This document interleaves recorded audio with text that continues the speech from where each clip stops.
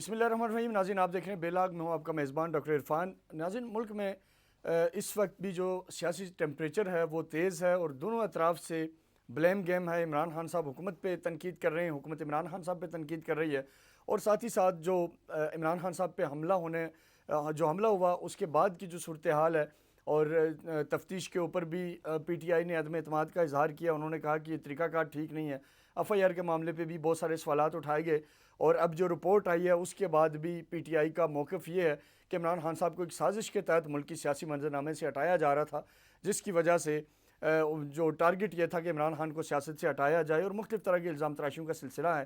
حکومت اس حوالے سے اپنا ایک مائنڈ سیٹ رکھتی ہے. پاکستان پیپلز پارٹی کے سربراہ نے پچھلے دنوں بات کی، بلاول بھٹو زرداری صاحب نے، اور انہوں نے کہا کہ ہم دہشت گردی کے خلاف لڑ رہے ہیں، اور عمران خان صاحب طالبان کو پاکستان میں دفتر کھولنے کی بات کر رہے ہیں اور کے پی کے میں ان کو سپورٹ کر رہے ہیں. اس طرح کے بے شمار معاملات ہیں جس میں جس طرف دیکھیں صرف الزام تراشی ہے، بلیم گیم ہے.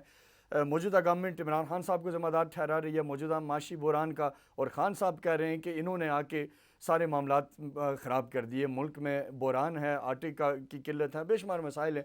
بہرحال اس ساری صورتحال پہ بات کرنے کے لیے ہمارے ساتھ پاکستان پیپلز پارٹی کے سینئر رہنما اور وفاقی وزیر مملکت امور کشمیر اور گلگت بلتستان نوابزادہ افتخار احمد خان صاحب ہیں، جن سے اس صورتحال پہ بات کریں گے. سر آپ کے وقت کا بہت بہت شکریہ. سر سب سے پہلے میں اس پہ آؤں گا کہ جو خان صاحب کے اوپر حملہ ہوا، اور اس کے بعد اب جو رپورٹ ہے جس کے مطابق یہ لگ رہا ہے بظاہر کہ حملہ آور ایک نہیں تھے، ان کی تعداد اس سے زیادہ تھی. پی ٹی آئی اس کے اوپر بہت زیادہ تحفظات کا اظہار کر رہی ہے کہ گورنمنٹ ہمارے ساتھ تعاون نہیں کر رہی. تو اس معاملے کو آپ کیسے دیکھتے ہیں؟ کیونکہ سیاسی لیڈر کوئی بھی ہو، چاہے وہ آپ کا ہو، اپوزیشن کا ہو، اس کی جان کا تحفظ یقینی طور پہ اس وقت کی حکومت وقت کی ذمہ داری ہے، اور اس کو پروٹیکٹ کرنا اور اس کے تحفظات کو دور کرنا. اس پہ کیا کہیں گے آپ؟ شکریہ جی. پہلی تو بات یہ ہے کہ دیکھیں یہ جو حملہ ہے یہ سابق وزیر اعظم پر ہوا ہے، اور کسی قیمت پر بھی یہ قابل برداشت نہیں ہے. اور جہاں تک آپ دیکھیں کہ جو رپورٹ آئی ہے وہ اس صوبے سے آئی ہے جس صوبے میں خان صاحب کی اپنی گورنمنٹ ہے، اور وہاں پر ان کا اپنا چیف منسٹر ہے، اور وہ اس میں شامل ہیں اس گورنمنٹ کے اندر.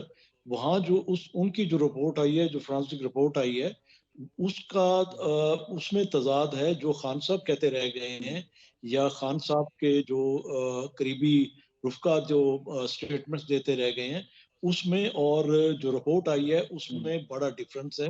نوابزاد صاحب یہ بتائیں کہ گورنمنٹ کو آپ نہیں سمجھتے کہ پی ڈی ایم کی گورنمنٹ کو خان صاحب کے اس کے اوپر جو تحفظات ہیں ان کی ٹیم کو بلایا جائے، بیٹھا جائے، ان کے تحفظات دور کیے جائیں، جہاں جہاں انہیں لگتا ہے کہ گورنمنٹ تعاون نہیں کر رہی تو وہ ان کو کافر کریں، ان کی مدد کریں. اس میں کیا بری بات ہے؟ اگر ایک آدمی کو لگتا ہے کہ ان کے اوپر ہونے والے حملے کی تحقیقات ٹھیک نہیں ہو رہی یا چیزوں کو صحیح طرح آگے نہیں بڑھایا جا رہا، تو ان کے تحفظات دور کیے جا سکتے ہیں. گورنمنٹ اگر ٹھیک ہے تو اس میں کیا پریشانی ہے؟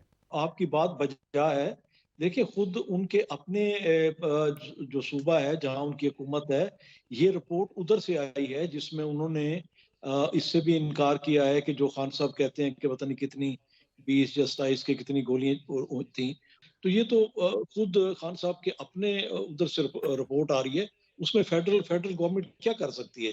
سر دیکھیں، جو خیبر پختونخوا کی رپورٹ تو اپنی جگہ ہے نا، اوورال ملک کا ایک نظام ہے، ملک کا ایک نظام ہے، فیڈرل گورنمنٹ کے اوپر ظاہر ہے وفاقی ادارے ہیں، چیزیں ہیں ساری. تو میرا پوائنٹ آف ویو صرف یہ ہے کہ آپ فیڈرل لیول کے اوپر ایک جو اس کیس کی انویسٹیگیشن ہو رہی ہے، وہاں خان صاحب کے متعلقہ لوگوں کے ساتھ ان کو بٹھائیں، ان کے تحفظات سنیں اور اس کو ایڈریس کریں، بجائے اس کے کہ بلیم گیم ہے. آپ کہتے ہیں جی گولی نہیں لگی، وہ کہہ رہے ہیں جی 4 گولیاں لگیں، آپ کہتے ہیں یہ ایک حملہ آور تھا جس کو پکڑ لیا ہم نے، وہ کہہ رہے ہیں 2 اور تھے. تو یہ چیزیں ایک ملک کا بھی ایک طرح کا تماشا بن رہا ہے، ہماری جمہوریت کا بھی تماشا بن رہا ہے. تو اس کو سنجیدگی سے ایڈریس کرنا چاہیے. میرا یہ آپ سے سوال ہے کہ اس کے اوپر گورنمنٹ رول پلے کر سکتی ہے اگر کرنا چاہیے. جی بالکل بجا فرمایا آپ نے. میں نے پہلے بھی عرض کی کہ یہ کے پی کے گورنمنٹ، یہ پنجاب گورنمنٹ کی انویسٹیگیشن ہے، اور جہاں خان صاحب پہ حملہ ہوا وہ بھی پنجاب کے اندر ہے، اور چیف منسٹر ان جی کا ہے. انکوائری بھی انہوں نے خود کرائی ہے، اور یہ ہم نے نہیں کہا کہ انہیں گولی نہیں لگی یا کوئی چیز ہوئی. خود ان کی اپنی جو میڈیکل رپورٹ آئی ہے، جو فرانسک رپورٹ آئی ہے، جو انہیں رپورٹ ڈاکٹرز نے جاری کی ہے اور جو پولیس نے جاری کی، اس کے مطابق میں نے گزارش کی ہے. اب خان ٹھیک ٹھیک صاحب ٹھیک. کی اور خان صاحب کی اپنی گورنمنٹ کی جو رپورٹ ہے وہ ایک دوسرے سے نہیں ملتی. تو یہ وہاں کا مسئلہ ہے. جہاں تک آپ وجہ فرما رہے ہیں کہ فیڈرل گورنمنٹ، اگر وہ فیڈرل گورنمنٹ کو کہیں گے انویسٹیگیشن کے لیے تو فیڈرل گورنمنٹ حاضر ہوگی. فیڈرل گورنمنٹ نے تو پہلے دن ہی کہا کہ جناب ہم حاضر ہیں، اگر ہمارے سے کوئی آپ کو تعاون چاہیے کسی مسئلے میں تو ہم حاضر ہوں گے. پنجاب گورنمنٹ نے جہاں ان کی اپنی حکومت، انہوں نے کہا کہ جی ہم انویسٹیگیشن کریں گے، ہم اپنا ساری رپورٹ وغیرہ، اور اب ان کی اپنی رپورٹ آئی ہے جس رپورٹ نے خان صاحب کی، جو خان صاحب کہتے رہ گئے ہیں ان کی باتوں کی نفی کی ہے. ٹھیک، یہ آپ کا ویلڈ پوائنٹ ہے. سر آپ کی توجہ لاؤں گا، بلاول بھٹو صاحب کا پچھلے دنوں ایک اور بیان تھا، وہ بڑا انہوں نے کہا کہ جی ہم دہشت گردی کے خلاف لڑ رہے ہیں اور کے پی کے گورنمنٹ دہشت گردوں کو مالی معاونت فراہم کر رہی ہے. یہ کس کنٹیکسٹ میں تھا؟ اس کا کیا مطلب ہے؟ کیا آپ سمجھتے ہیں کہ ملک میں کوئی ایسی سیاسی جماعت ہے جو دہشت گردوں کی پشت پناہی کر سکے؟ یہ ایک غیر ذمہ دارانہ بیان نہیں تھا، کیا کہیں گے اس کو آپ؟ دیکھیں چیئرمین بلاول بھٹو زرداری صاحب نے جس کانٹیکٹ میں بات کی کہ کے پی کے اندر بہت زیادہ وہاں سے یہ اطلاعات آ رہی ہیں کہ وہاں پر حملہ ہو رہا ہے، جیلوں پر بھی، گورنمنٹ کے باقی اداروں کے اوپر بھی، اور وہ ایک بلک کی صورت میں حملہ کر رہے ہیں اور سارا کچھ ہو رہا ہے. پھر منسٹرز کا، ایون چیف منسٹرز کا صاحب کا بھی یہ بار بار آ رہا ہے کہ وہاں سے جو آپ میڈیا کے تھرو جو اطلاعات آ رہی ہیں کہ وہ انہیں بتا دے رہے ہیں سارا، اور ان کے خلاف کسی قسم کا ایکشن نہیں ہو رہا. اور وہ چیف منسٹر اور سارے منسٹر جا کے اس وقت وہاں پر زمان پارک لاہور میں بیٹھے ہیں. تو وہ سارا یہ سب آپ کی میڈیا کے تھرو، تو اسی چیز پہ چیئرمین صاحب نے کہا کہ کیونکہ کے پی کے گورنمنٹ کی پہلی ذمہ داری کے پی کے گورنمنٹ کی ہے کہ وہ اس چیز کو روکیں اور وہاں کے لوگوں کا تحفظ کریں اور ان کی جان و مال کا خیال کریں. اور پھر دیکھیں چیئرمین صاحب جب یہ بات کر رہے تھے تو آپ یہ ذہن میں رکھیں کہ ان کی اپنی والدہ پر یہ ٹیررسٹ اٹیک ہوا، اور جس طریقے سے یہ چیزیں بڑھ رہی ہیں. اب پچھلے دنوں آپ نے دیکھا کہ ایک پارلیمنٹ پہ بھی اٹیک کی بات آئی، باقی چیزیں بھی ہوئیں. تو یہ سارا کے پی کے اندر سے ہو رہا ہے، سب چیزیں.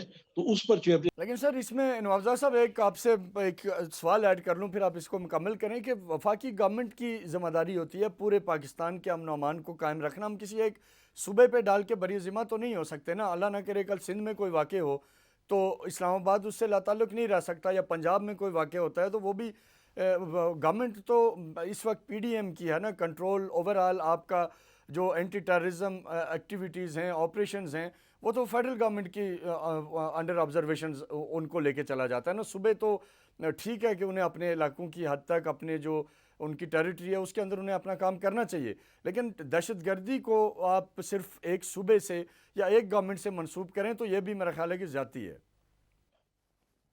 جی بالکل بالکل، آپ نے ٹھیک فرمایا. گزارش یہ ہے کہ اب دیکھیں پچھلے دنوں جب وہ اٹیک ہوا ٹی ڈی سی کے اس کے اوپر اپنا جی ہاں بنو کے اندر، تو وہاں بھی فیڈرل فورسز جو تھیں وہ حرکت میں آئیں اور انہوں نے وہ علاقہ واگزار کرایا اور وہاں پر دہشت گردوں کو ان کے انجام تک پہنچایا. تو فیڈرل تو جو ہے وہ اپنے جو ذمہ داری ہے اس سے میں سمجھتا ہوں بری الذمہ نہیں ہے، اور وہ ایکشن بھی لے رہی ہے. مگر جہاں تک گراؤنڈ پر اپنا آپ کہہ سکتے ہیں گراس روٹ لیول پر وہ اس کے اوپر نشاندہی کرنا، اس کے خلاف یہ کرنا، یہ صوبائی گورنمنٹ کا بھی کام ہے. نوابزاد صاحب آپ کا پوائنٹ آ گیا. آخری سوال آپ سے میں یہ جاننا چاہوں گا کہ اس وقت جو ملک کے اندر حالات ہیں سر، جو اکانومی کا جو کرائسس ہے، جو مسائل ہیں، پولیٹیکل انسٹیبلٹی ہے، یہ ساری چیزیں آپ کیا دیکھ رہے ہیں؟ گورنمنٹ کو ان چیزوں سے کیسے نکلے گی؟ کیونکہ بری الذمہ تو گورنمنٹ بھی نہیں ہو سکتی نا، سب کچھ عمران خان صاحب کے اوپر نہیں ڈالا جا سکتا. حکومت نے بھی لوگوں کو ریلیف دینا تھا، بجلی کے نرخ کم کرنے تھے، پیٹرول کی قیمتیں کم کرنی تھی، آٹے کی قیمتیں کم کرنی تھی، لیکن وہ ساری چیزیں کم ہونے کے بجائے بڑھ رہی ہیں. تو سلوشن کیا ہے؟ گورنمنٹ کیا پلان کیا ہے؟ آگے کیا کرنے جا رہی ہے؟ جی آپ یہ دیکھیں کہ جب آئی ایم ایف سے معاہدہ ہوا تھا تو اس وقت ہم لوگ اپوزیشن میں تھے. اسمبلی کے اندر ہمارا بھی یہی سٹانس تھا کہ آپ جو معاہدہ آئی ایم ایف سے کرنے جا رہے ہیں وہ اسمبلی کے اندر لائیں تاکہ یہ 22 کروڑ عوام کا نمائندہ ہاؤس ہے، اسے پتہ ہو کہ آپ کیا کرنے جا رہے ہیں اور آگے جا کے یہ ہمارے لیے مسائل کھڑے کرے گا. اس وقت خان صاحب نے اس پر توجہ نہ دی اور وہ جو سٹنگ گورنمنٹ تھی اس نے اپوزیشن کی کسی بات پر بھی کان نہ دھرا اور انہوں نے یہ معاہدہ کر دیا. اب یہ معاہدہ انڈیویجول نہیں ہے کہ آپ یہ کہہ دیں کہ جی ہم آ گئے ہیں جی لہذا ہم اس معاہدے کو ختم کر کے. یہ دو ملکوں کے درمیان معاہدہ ہے, اس میں اور گرانٹرز بھی ہیں, باقیوں نے بھی اس میں اپنا حصہ ڈالا ہوا ہے.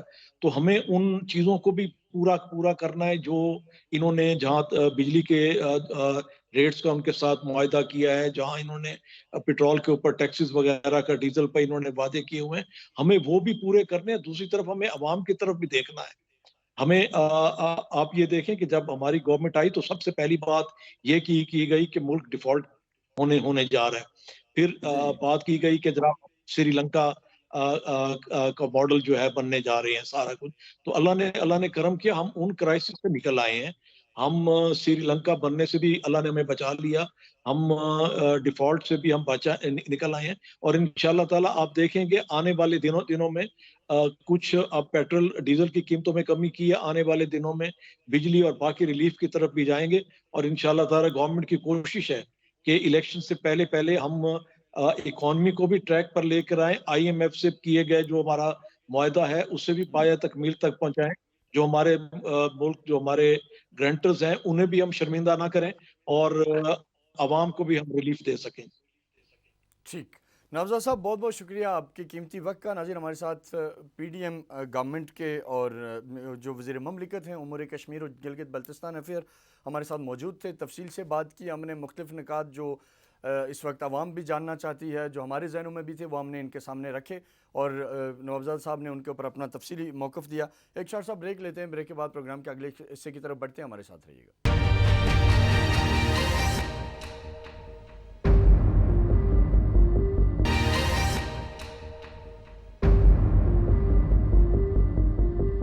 ویلکم بیک ناظرین. ہم بات کر رہے ہیں ملک کی سیاسی صورتحال کی, ملک میں جاری معاشی بحران کی اور دیگر مسائل کی.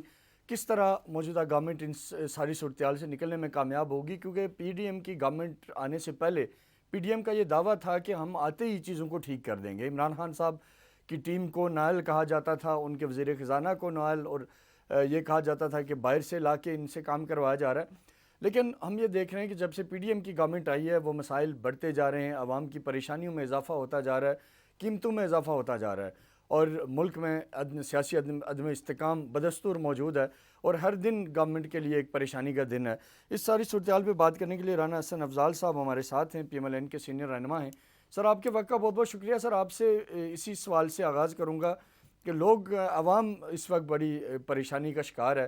ملک کو جو درپیش چیلنجز ہیں وہ پولیٹیکل انسٹیبلٹی کو دیکھ لیں, مہنگائی کو دیکھ لیں, ایک عجیب و غریب سچویشن ہے. اس کے اوپر کیا دیکھ رہے ہیں آپ, کیا آنے والے دنوں میں گورنمنٹ کیا سٹیپس لے گی جس سے عوام کے اعتماد کو بحال کیا جا سکے گا؟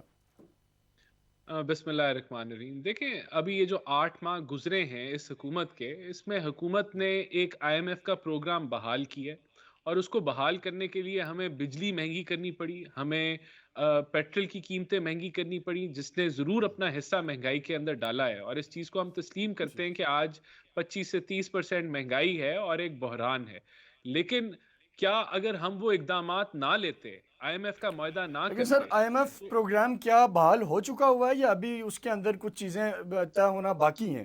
آپ کیا کہیں گے؟ آئی ایم ایف کا معاہدہ 100% بحال ہے, ابھی 9th ریویو چل رہا ہے. اس کے اندر بھی ہمیں کچھ سخت اقدامات لینے پڑیں گے, لیکن ہماری کوشش ہے کہ وہ اقدامات جو ہیں وہ عام آدمی کو یا جو ایک لوور انکم گروپ رکھتا ہے اس کو زیادہ متاثر نہ کرے, اور جو لوگ اس چیز کو افورڈ کر سکتے ہیں اس حد تک جو ہے وہ یہ اقدامات لیے جائیں. دیکھیں ہم یہ اپنی خوشی سے نہیں کر رہے, ہم نے پیٹرول جو مہنگا کیا اپنی خوشی سے نہیں کیا, بجلی کے نرخ مہنگے کیے یا گیس کے نرخ اگر مہنگے ہو رہے ہیں تو وہ ہم نے اپنی خوشی سے نہیں کیے, وہ مجبوری کے فیصلے تھے, وہ معاہدہ تھا جو پی ٹی آئی نے آئی ایم ایف سے کیا تھا, اور اگر ہم نہ اس کو بحال کرتے تو ملک جو ہے وہ دیوالیے پن ہو چکا ہوتا یا اس طرف بڑھ چکا ہوتا. تو یہ سارے اقدامات ہم جو لے رہے ہیں اس کی بنیادی جو وجوہات ہیں وہ کیا ہیں؟ دیکھیں 3.5-4 سال کے اندر جو گرزشی قرضہ تھا جو 1100 ارب پہ ہم چھوڑ کے گئے تھے, ہمیں 500 ارب پہ ملا, ہم نے 600 ارب سے اس کو بڑھایا. یہ پچھلی پی ٹی آئی کی حکومت اس کو 2.5 گنا کر گئی, 2500 ارب پہ چھوڑ گئی. انہوں نے وہ اقدامات یا ریفارمز یا پرائس انکریزز نہیں کی جو کرنی تھی, اور ایک بہت بڑا خسارہ ادھر چھوڑ گئے. اسی طرح جو گیس کا سیکٹر تھا, اس میں زیرو خسارہ تھا پاکستان کی 72 سالہ تاریخ میں. 2.5-3 سالوں میں یہ 1400 ارب کا خسارہ ادھر چھوڑ گئے, جس کا مطلب ہے کہ اوور آل 4000 ارب روپے کا نقصان جو ہے وہ کھڑا ہے ان گیس اور انرجی کے سیکٹر میں, جس نے ملکی معیشت کو کھوکھلا کر دیا. پھر 20,000 ارب کے قرضے لیے گئے. اب اس کھوکھلی معیشت کے اندر ہمیں وہ آئی ایم ایف کا معاہدہ جو ہے بحال جب ہم کر رہے ہیں تو ہمیں کریکشن لانی پڑی ہے. کریکشن ہم کر رہے ہیں, ہم بجلی کے ریٹوں کی کریکشن کر رہے ہیں, ہم گیس کی ریٹس کی کریکشن کر رہے ہیں, تو پھر ملک آگے, پھر آپ کو لوگ ڈالر دے دیں گے, اس کے بغیر نہیں دیں گے. تو وہ جو فیصلے جو پہلے ہونے چاہیے تھے, آج ہمیں وہ تیزی میں کرنے پڑ رہے ہیں, اور اس کے اثرات عوام کی طرف ڈیفینیٹلی آ رہے ہیں. دوسرا فیکٹر یہ ہے کہ دنیا میں ایک بحران ہے, ایک ریسیشن کا پیریڈ چل رہا ہے, تو پاکستان بھی اس سے جو ہے وہ افیکٹ ہو رہا ہے. ٹھیک, بالکل رانا صاحب, آپ کی بات, آپ اپنا پوائنٹ آف ویو ہے, ظاہر ہے ڈیفینیٹلی آپ کی بات درست ہے کہ حکومت کے اندر مسائل ہیں, ایشوز ہیں. یہ بتائیں کہ اب جو آنے والے دنوں میں حالات کس طرف جائیں گے, کیونکہ اپوزیشن عمران خان صاحب یہ کہہ رہے ہیں کہ جلد از جلد نئے انتخابات ہوں گے تبھی مسئلہ حل ہوگا. گورنمنٹ کیا سمجھتی ہے, کیا آپ اپنا یہ مدت اگر پوری کرتے ہیں تو آپ اس پوزیشن میں ہوں گے کہ آپ آنے والے انتخابات سے پہلے چیزوں کو اتنا بہتر کر لیں کہ آپ عوام میں جائیں اور آپ کو اس کے بدلے ووٹ پڑے؟ دیکھیں, یہ تو نہیں ہو سکتا نا کہ جس بندے نے اس ملک کو کھوکھلا کیا اور کہتا ہے کہ میں نے 6% کی گروتھ کی, تو 6% کی گروتھ کی قیمت جو ہے آج ہم چکا رہے ہیں کہ وہ بغیر کسی پلاننگ کے اور قرضوں کے اوپر بل بوتے پہ گروتھ کی. تو آج اگر ہم اس کے گند کو صاف کر رہے ہیں تو اس سے اس کو فائدہ ہو جائے اور ہمیں نقصان ہو جائے, ایسا نہیں ہونے لگا. ہم جو اقدامات لے رہے ہیں وہ ملک کے مفاد کے لیے, اور ہماری اگر کوئی پرفارمنس ہے تو وہ 5 سال کا ٹینیور ہے. یا آپ چلیں, عمران خان کو 4 سال ملے, ہمارے 4 سال سے آپ کمپیئر کر لیں کہ جو 2013 سے 2017 میں ہم نے ٹائم گزارا وہ کیسا ٹائم تھا, اور کتنی بہتری لے کے آئے ہم ہر سیکٹر میں. تو ہم سمجھتے ہیں کہ اگر ہمیں آگے بھی کوئی ایسے اقدامات لینے پڑے جو ملک کی مفاد میں ہوں گے اور جس کا ہمیں سیاسی نہ بھی فائدہ ہوا تو وہ ہم لیں گے. لیکن عوام جو ہے وہ ان چیزوں کو سمجھتی ہے, اور یہ جو کہتے ہیں الیکشن ہم جلدی کرا لیں, تو الیکشن جو ہے وہ لوگوں کی مرضی یا گزارشات یا ان کی خواہشات کے مطابق تو نہیں ہوگا نا. الیکشن تو آئین کے مطابق ہونا ہے. اب اگر یہ اسمبلی تحلیل کرنا چاہتے ہیں پنجاب کی, تو ووٹ آف کانفیڈنس لے کے تحلیل کر دیں. لیکن آج تو وہ کہہ رہے ہیں پرویز الہی صاحب کہ وہ اسمبلی نہیں تحلیل کرنے لگے, یا وہ کہتے ہیں گورنر کا اللیگل ہے, وہ کورٹ کے ذریعے اس کو ڈیلے کرنا چاہتے ہیں. تو آئینی اگر کوئی طریقہ ہے کہ وہ الیکشن جلدی کرا سکتے ہیں تو کر لیں. لیکن رانا صاحب, ایک چیز جو عمران خان صاحب کی بڑی ویلڈ ہے اور جس کے اوپر لوگ ان کے ساتھ کھڑے بھی ہیں, کہ جو ہی پی ڈی ایم کی گورنمنٹ آئی, جتنے کیسز بنے ہوئے تھے آپ کی ٹاپ لیڈرشپ کے اوپر, اربوں روپے کے کیسز تھے, ان کے اندر ایک دم سے ان کو ریلیف ملنے لگ گیا. تو کیا یہ ادارے, ملک کے ادارے جنہوں نے اب آپ کی لیڈرشپ کو ریلیف دیا, آپ کو ان کی کریڈیبلٹی اب ٹھیک ہے یا جب کیسز بنے تھے تب ٹھیک تھی؟ اس کے اوپر تھوڑی سی بات کیجیے گا, کیونکہ یہ وہ پوائنٹ ہے جس پہ خان صاحب کو بڑی پبلک سپورٹ مل رہی ہے. لوگ کہہ رہے ہیں جی یہ گورنمنٹ آئی ہے, ایک تو عوام کو کی تباہی نکال دی اور اپنے کیسز معاف کرا رہے ہیں. دیکھیں, سب سے پہلی بات تو یہ کہ وہ 4 سال جو ان کی حکومت تھی, کیا انہوں نے ماڈل ٹاؤن کے اندر جو قتل ہوئے تھے وہ ثابت کر دیے؟ نہیں کیے نا, کیونکہ وہ اس میں کوئی حق سچ نہیں تھا کہ اس کے اندر شہباز شریف انوالو تھے یا رانا ثناء اللہ انوالو تھا. تو وہ کچھ ثابت نہیں کر پائے. جو ہیروئن کا کیس بنایا انہوں نے رانا ثناء اللہ پہ, کیا جب آپ بوگس کیسز بنائیں گے تو ان کے نتیجے بھی ایسے ہی نکلیں گے نا. 4 سالوں میں کون سی کنوکشن کر لی, بڑا لمبا پیریڈ ہوتا ہے کیس کو ثابت کرنے کے لیے. انہوں نے کیا کیا, انہوں نے کالے قانون جو نیب کے تھے ان کو استعمال کیا, چیئرمین نیب کو بلیک میل کیا, آرڈیننس کے ذریعے اس کی نوکری میں توسیع کی, اور پھر اس رستے ساری اپوزیشن پہ کیسز بنائے. آج وہ کیسز ختم ہو رہے ہیں. ہمارے پاس آپشن تھی کہ ہم انہی کالے قانون کے جو نیب کے تھے ان کو ویلکم کرتے, ان کو استعمال کر کے پی ٹی آئی پہ ایسٹ بیونڈ مین کے کیسز بناتے, اور پوری قیادت کو بغیر کچھ ثابت کیے ہوئے ان کالے قانون کے تحت اندر جیلوں میں ڈال دیتے. ہم نے یہ رستہ نہیں اپنایا. ہم نے ان کالے قانون کو تبدیل کر دیا کہ پولیٹیکل وکٹمائزیشن جو ہے وہ نیب کے ذریعے نہ ہو, کہ اس کو ایک آلہ نہ بنا دیا جائے پولیٹیکل انجینئرنگ کرنے کے لیے. تو ہم نے تو اس باب کو بند کیا. اگر وہ سمجھتے ہیں کہ اس سے ہم سمجھتے ہیں ہم نے ان کو این آر او دے دیا, ورنہ تو ہم ان کا جیسا رگڑا ہم نکال سکتے تھے, ہم نے نہیں نکالا. بہت بہت شکریہ رانا صاحب آپ کے قیمتی وقت کا. ناظرین ہم نے بڑی تفصیلی گفتگو کی رانا حسن افضل صاحب سے. جو لوگوں کے ذہنوں میں سوالات تھے, جو عوام کے سوالات تھے, وہ ہم نے آپ کے سامنے رکھے. پروگرام کے اگلے حصے میں ہمیں جوائن کریں گے پاکستان تحریک انصاف سے جمشید چیمہ صاحب. ابھی سر ہمارے ساتھ آپ سے پہلے موجود تھے رانا حسن افضل. انہوں نے بات کی پی ایم ایل این سے ان کا تعلق ہے. انہوں نے کہا کہ جی خان صاحب کے اوپر بڑے سارے کئی اور چارجز ہیں جو سامنے آ رہے ہیں پی ٹی آئی کی گورنمنٹ کے اوپر, جو انہوں نے اپنے دور اقتدار میں کیے, کرپشن بڑی, بہت ساری چیزیں ہوئیں.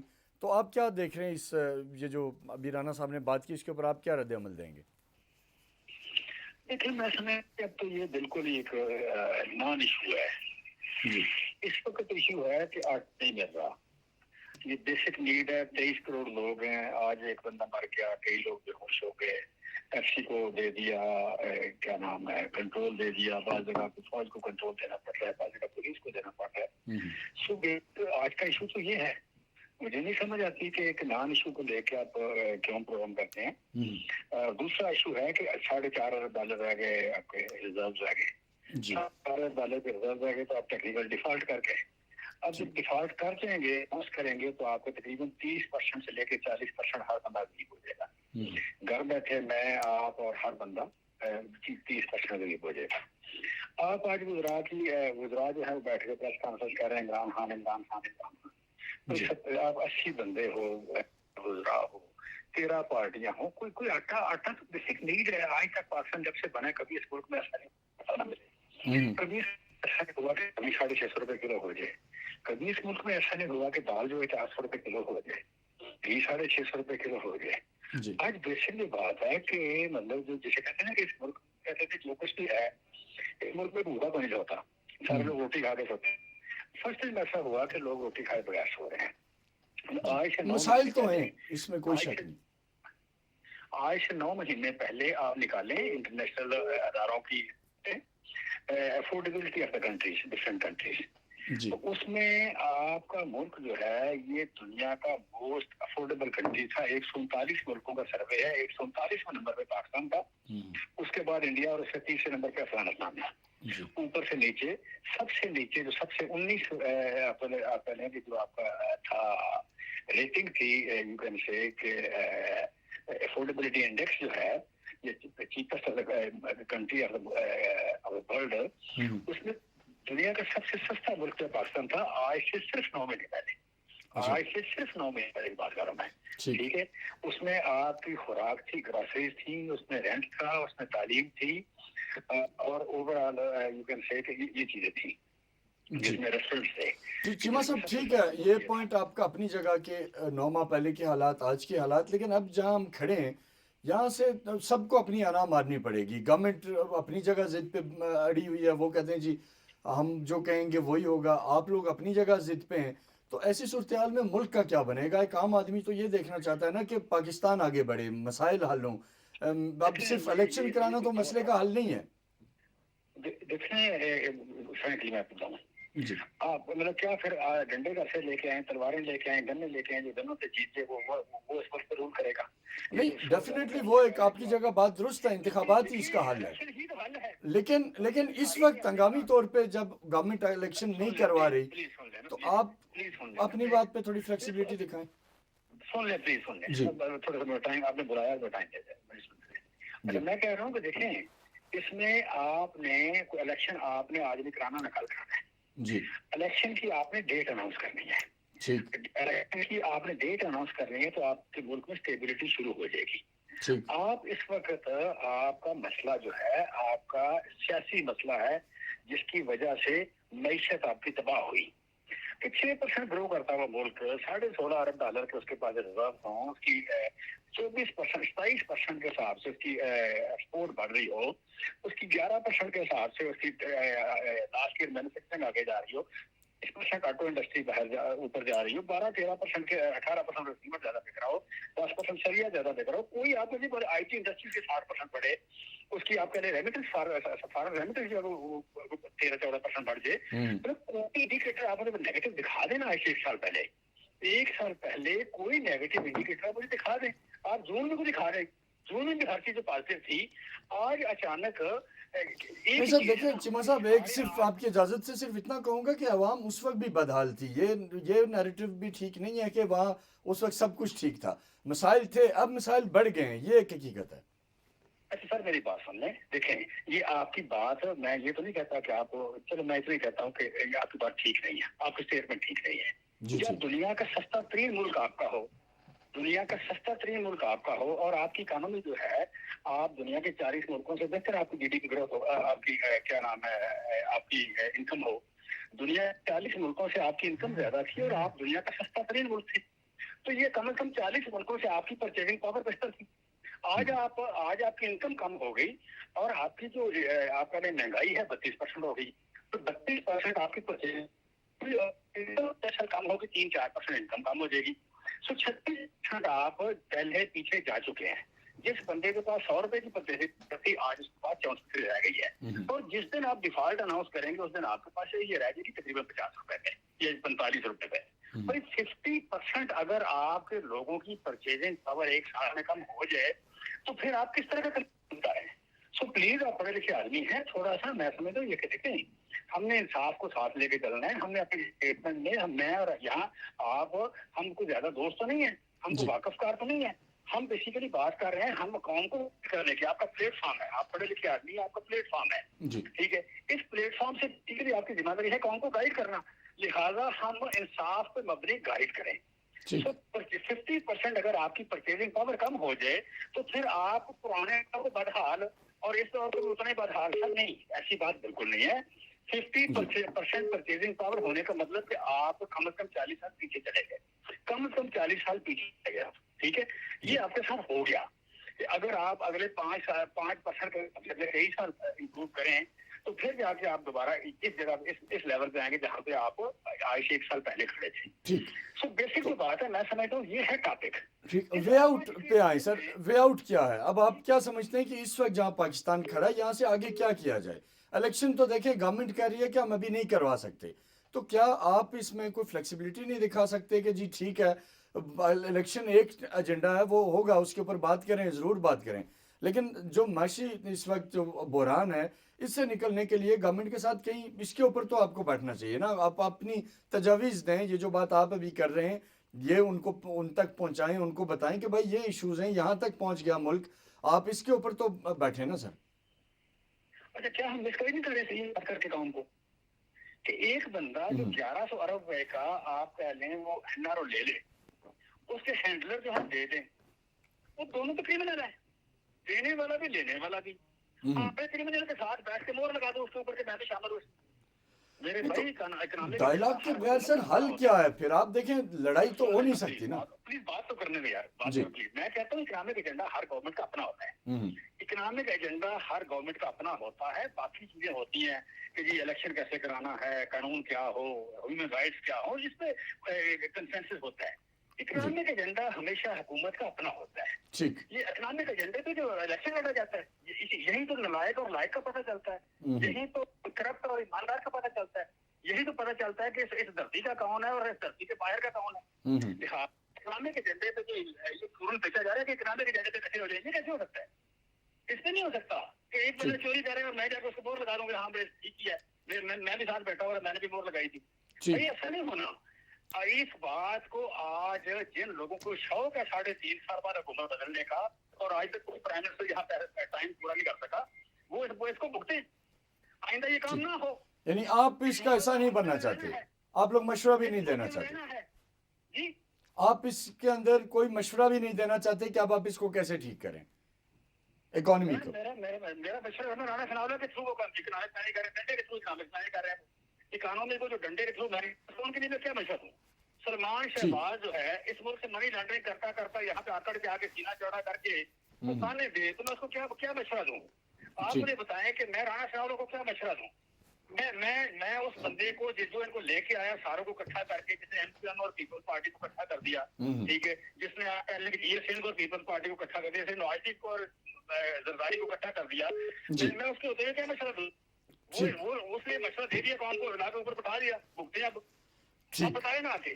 سر وقت ہمارا کیونکہ ختم ہو گیا. آپ کو معافی تو مانگے, کوئی شرمندہ تو ہو. چیمہ صاحب جی آپ کا پوائنٹ آ گیا سر, بڑا تفصیل سے آپ نے ساری باتیں سامنے رکھی. وقت کیونکہ پروگرام کا ختم ہو گیا, آپ کا بہت بہت شکریہ, آپ نے اپنا قیمتی ٹائم نکالا. ناظرین, ہم نے آج کے پروگرام میں پی ایم ایل این کا, پاکستان پیپلز پارٹی اور پی ٹی آئی تینوں کا پوائنٹ آف ویو آپ کے سامنے رکھا. عوام کے مسائل تینوں پارٹیز کی لیڈرشپ کے سامنے رکھے اور ان کا جو اس کے اوپر رسپانس ہے وہ آپ نے یقینی طور پہ دیکھا. آپ خود اس کا فیصلہ کریں کہ کس پارٹی کا نیریٹو بہتر ہے.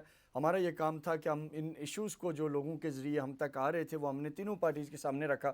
بہرحال آخر میں پروگرام کے اختتام پہ یہ ضرور کہوں گا کہ ہم سب کو پاکستان کا سوچنا چاہیے. پاکستان ہے تو سب ہے, اقتدار بھی ہے, اپوزیشن بھی ہے, عہدے بھی ہیں, اور خدا نہ خواستہ اگر پاکستان کے اوپر کوئی آنچ آتی ہے تو میں سمجھتا ہوں کہ وہ ہم سب کے لیے ایک بڑا لمحہ فکریہ ہے. اپنے میزبان ڈاکٹر عرفان کو اگلے ہفتے تک اجازت دیں, اگلے ہفتے پھر ملاقات ہوگی. تب تک کے لیے اللہ حافظ. پاکستان پائندہ باد.